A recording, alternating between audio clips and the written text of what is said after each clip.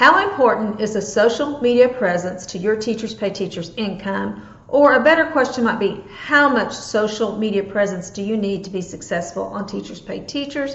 Perhaps not as much as you think. Hello everyone, my name is Sherry from Rolling Acres Education. Welcome to my channel, or welcome back if this is not your first time.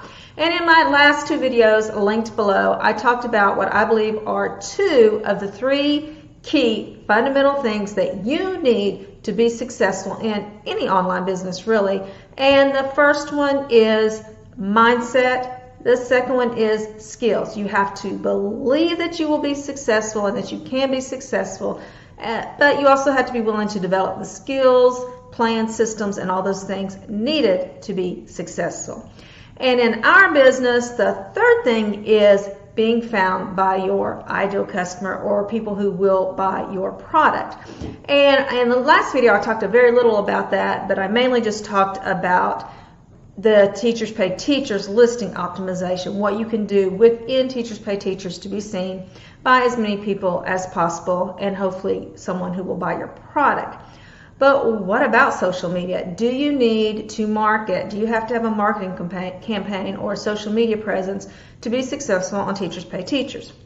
And I was already going in this direction, and then as many of you may know, a survey was recently published that gave some information about different factors and how they relate to your Teachers Pay Teachers success, and I thought, wow, this is really going to help give clarity to this topic.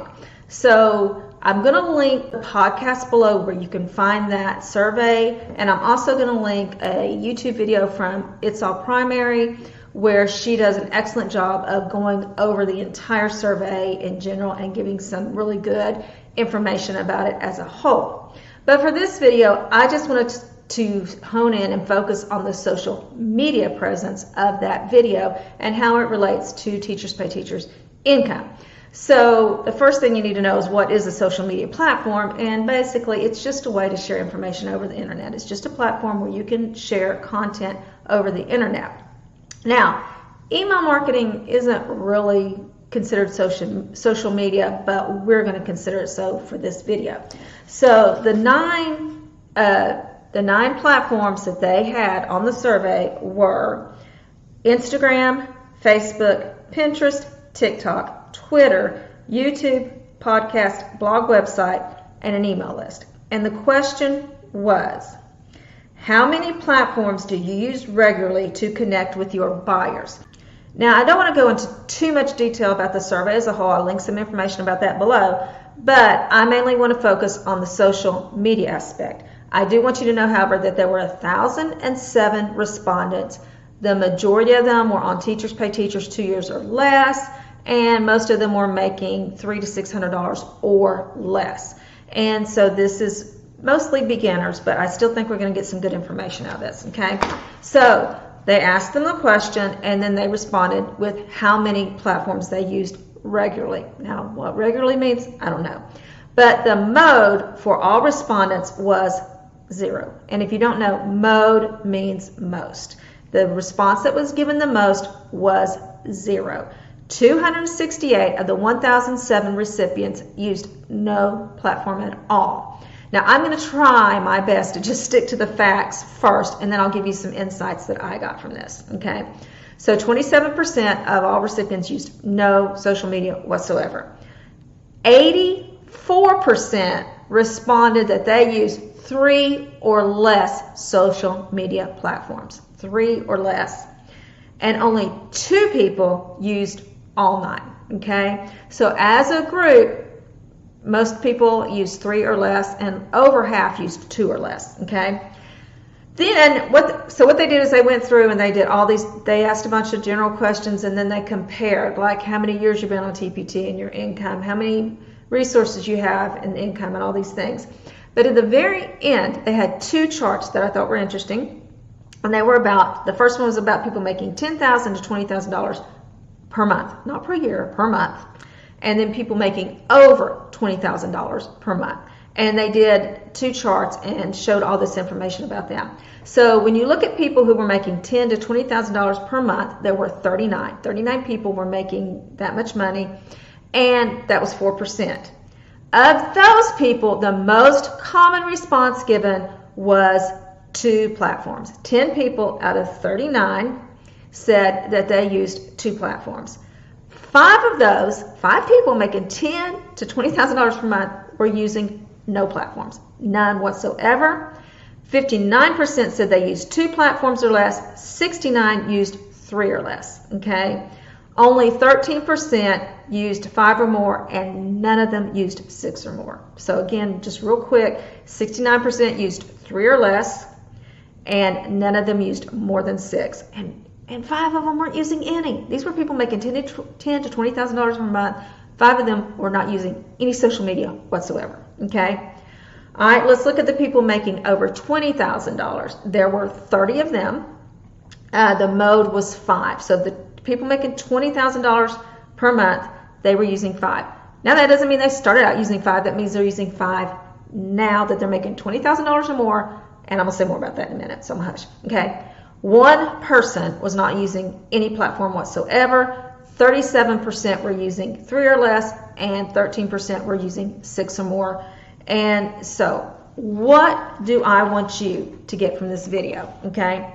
Number 1, most sellers don't start focusing on social media for the first 1 or 2 years, or at least their presence is very minimal. Number 2, I personally think that focusing on 1 or 2, at the most 3 social media platforms is better than spreading yourself thin over all of them.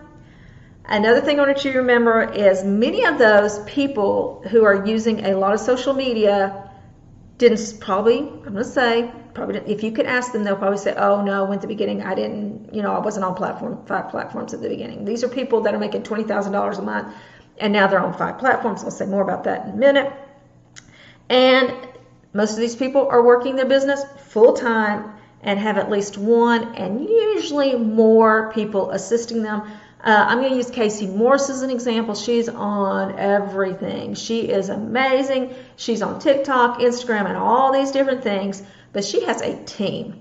She has a whole team working for her. Plus, a lot of these people are marketing things other than Teachers Pay Teachers products. They're doing courses and things like that. And so I'm just saying, if you're in your first couple of years and you don't want to worry about marketing, I say don't worry about marketing, and I'll talk more about that in a minute. So early on, focus on product creation and listing optimization first and foremost. If your store is continuing to grow without marketing and you don't want to market, don't market. There's no reason to pressure yourself. If your products, if you list a product and it starts selling, pretty quickly, then I wouldn't worry about folks. I would just focus on keep posting those products. If you don't have time or help to do both marketing and product creation, keep working on that product creation. Okay? And I made notes because I think this is so important and encouraging, and I really want you all to get this. All right?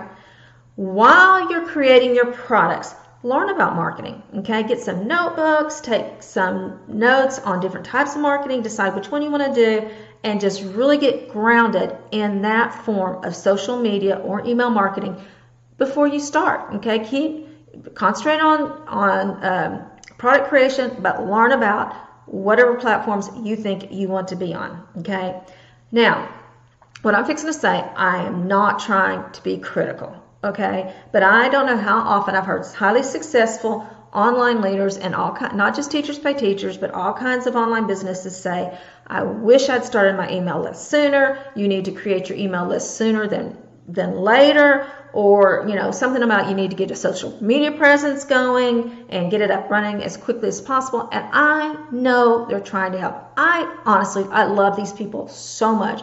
I am so grateful to those people out there who want us to do better than they did, and I appreciate that. But sometimes that can be really pressuring if you're you don't feel like you're ready to market, but they're making you feel like you're getting left out if you don't. Ignore that. Okay, get that out of your head. All right, I appreciate what they're trying to say, and they're encouraging you to market because they know marketing is important. They know marketing can boost your business, but don't let it pressure you. How do they know for sure that they would be better off? How do they know that if they hadn't put more time into product creation and learning about that marketing instead of just jumping in and taking off, that they wouldn't have done better? And I don't think there's anything wrong with either way. I think both ways are fine. I think you can be successful either way. It's all about what's best for you, okay? So if you're in your first couple of years, learn about social media marketing if you're not really ready, okay?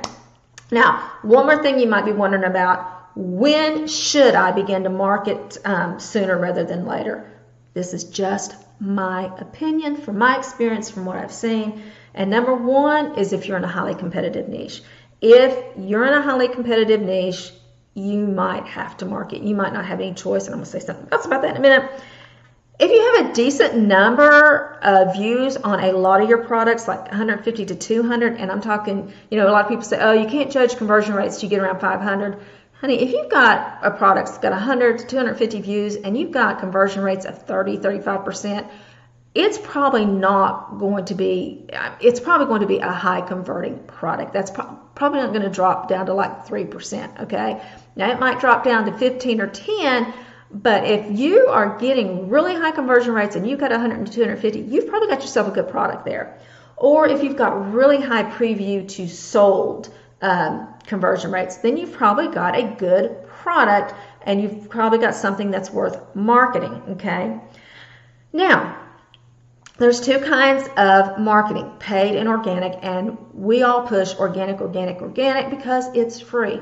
But you know what? If you are working another job while you're doing this business and you have more money than time, then you might want to learn about paid advertising, okay? Paid advertising costs money, but it probably takes less time. So just because we really push that organic marketing, that doesn't mean there's anything wrong with going ahead and putting your products out there with paid advertising. Again, you've got to make sure that you've got something worth marketing, and that's, you look at those conversion rates, especially that preview to sold. If people are looking at your product and buying it, then the answer is getting more eyes on it. And my last one, when you should start sooner than later, is you're really excited about it and you really want to do it, okay? So with everything else said, main thing I want you to know is don't pressure yourself to market before you're ready, especially if you're making money. If you're putting products out and they're getting sold and you don't want to market, keep creating those products and just on the side, learn about the marketing and social media you want to learn later. And then you'll be firmly grounded when it's time. So just remember, you've got this, God's got you, and I'll see you in the next video. Bye-bye.